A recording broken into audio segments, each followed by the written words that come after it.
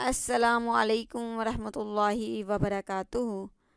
اعتکاف کے رموز دیکھ لیتے ہیں۔ لغت میں اعتکاف کا مطلب کسی چیز کو لازم کرنا اور اس پر اپنے نفس کو پابند کرنا ہے۔ شرعاً اس کا مفہوم یہ ہے کہ کوئی شخص وقت مخصوص تک اپنے آپ کو خاص شرعی قواعد کے تحت مسجد میں روکے رکھے۔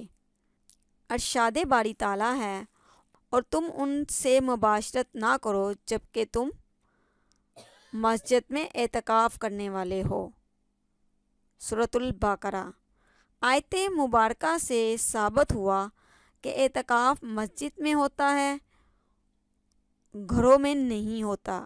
کم از کم اعتکاف ایک دن اور رات کا بھی ہو سکتا ہے اور رمضان کے علاوہ بھی ہو سکتا ہے۔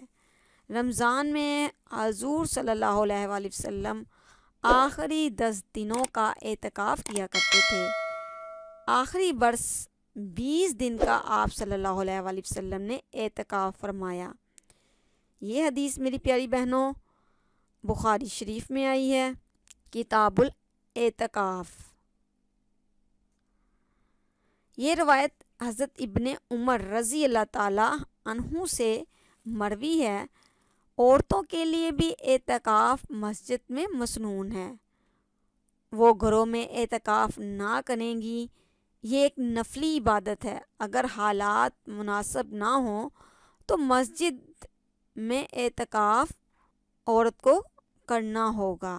اگر حالات مناسب نہ ہوں تو عورت مسجد میں اعتکاف نہ کرے۔ وہ نفل نیکی کے حصول کے بجائے اپنی عصمت کی حفاظت کا فرض ادا کرے۔ معتکف ضروری امور کے لیے مسجد سے باہر جا سکتا ہے، جس میں بالخصوص قضائے حاجت شامل ہے۔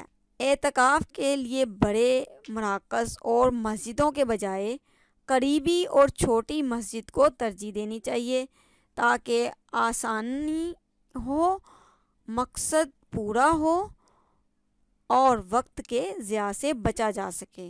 معتکف کو اعتکاف کے اختتام پر اٹھانے کی رسم اور ہار ڈال کر بازاروں میں پھرنا سب غیر شرعی اور خود ساختہ امور ہیں۔